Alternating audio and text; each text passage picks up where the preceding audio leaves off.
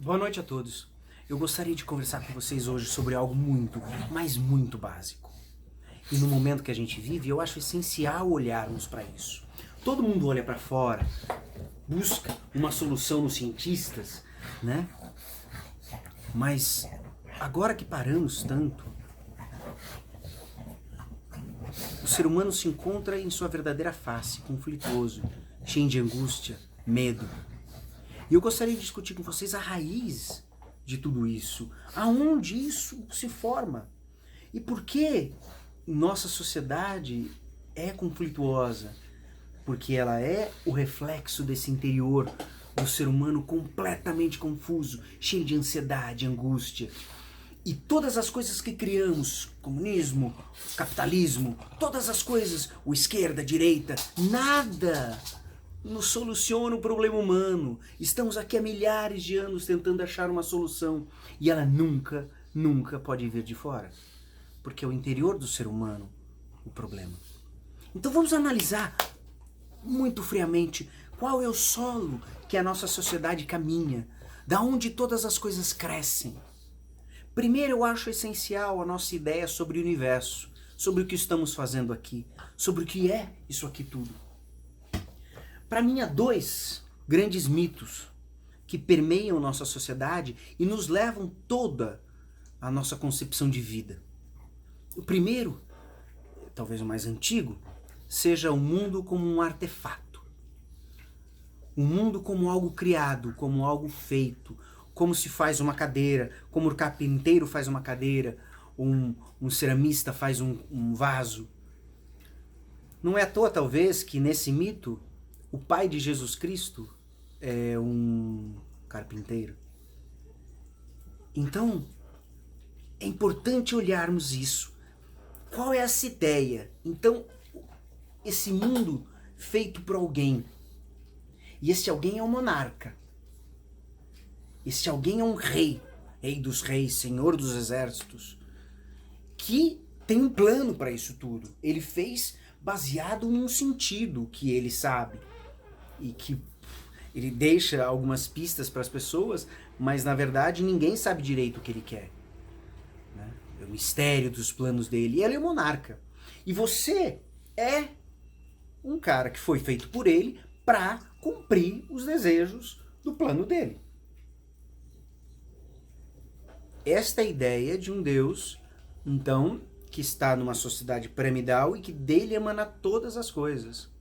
E que esse mundo é um artefato feito como se faz um quadro, um vaso, né?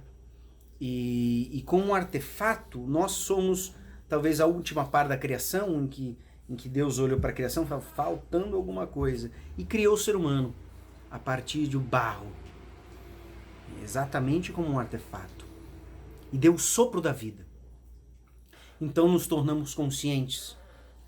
E nesse mito, então, tudo o que você faz tem que ser feito para ele. Porque, como todo tirano, nada pode sair de suas mãos. Este é um mito cristão, judaico-islâmico, em que Deus é colocado como este monarca, como um rei que comanda toda a vida. E este mito durou muito tempo. E eu acho que ele é interessante, porque ele te dá um sentido. Ele te dá... Você chega perdido nesse mundo e de repente te dá uma Bíblia e você fala, olha, tem um cara aqui que fez esse mundo e que quer alguma coisa e que a gente deve ir para lá, então vamos segui-lo. O Criador, este carpinteiro, esse arquiteto do mundo, que arquitetou esse mundo, ele quer alguma coisa de você. E a forma como as religiões entendem isso é cheio de culpa e medo. E já vamos falar de culpa e medo lá na frente. E por que culpa e medo se torna tão importante na nossa sociedade. Aí a gente, em contraponto, até o século, sei lá, 14, 15, essa ideia foi muito pesada. E aí, a partir disso, começa a haver uma certa revolução. Em que você tem, as pessoas começam a usar a razão ao invés desse mito cristão. Então, alguma coisa acontece nesse momento em que sai Deus como monarca e entra a lei de Newton. Então, a partir daí, até a partir do século XVI e XVII, é engraçado que começam-se a haver questionamentos sobre o absolutismo, né? Então, sai Deus como monarca e entra as leis de Newton, as leis disso, as leis daquilo. E que, na verdade, hoje a gente sabe que não são leis. Elas são mais como regularidades ou padrões, porque elas se encaixam muito bem, e muito bem mesmo, em certos tipos de quadros. Fora dali, ela não se encaixa mais. Então, as leis de Newton se encaixam muito bem no nosso dia a dia, no nosso fazer, mas aí quando a gente vai para as coisas grandes, ela já não funciona. Quando elas vai para as coisas pequenas, elas também não funcionam. Então, as leis a gente percebe que já são padrões. E você vê que é engraçado porque depois do protestantismo e o advento do evangélico, as igrejas evangélicas muito se assemelham não a um palácio como se assemelha uma igreja católica, mas se assemelha a um tribunal. Como você estivesse sendo julgado o tempo todo. E é mais ou menos essa ideia que permeia até hoje. Como se Deus estivesse te julgando o tempo todo, te culpando o tempo todo daquilo que você não fez. Então, a partir desses dois mitos, a nossa sociedade se cria e até hoje se leva. E esses dois mitos esquecem de uma coisa, porque um mito eu chamo de mecânico, completamente mecânico, como se o universo fosse algo, uma máquina, que se desenrola. E para usar termos de cientista do século XIX, é uma energia cega. É algo que automático, vai acontecendo automaticamente. Talvez alguns cientistas escreviam como se o universo fossem bolas de bilhar, e as bolas de bilhar vão batendo, e o universo vai acontecendo, né?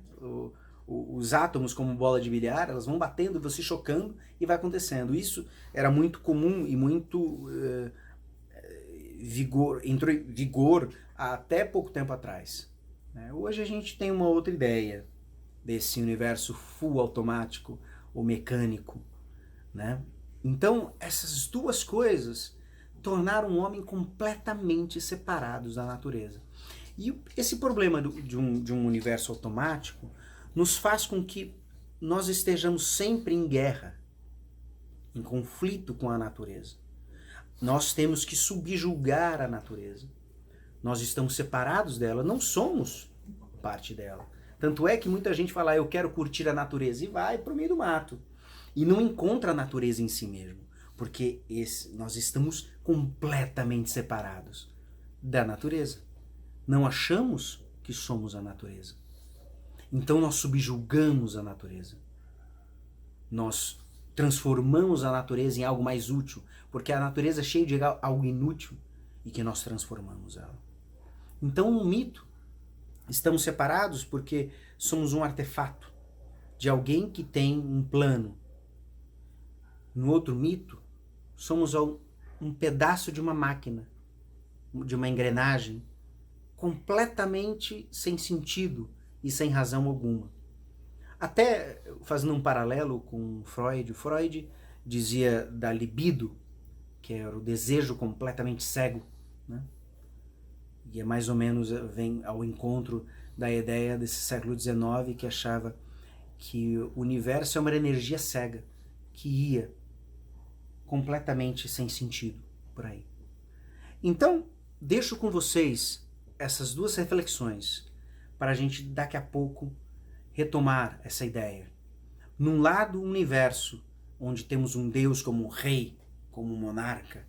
Do outro, um universo em que somos uma máquina, completamente desconectados, completamente sem sentido.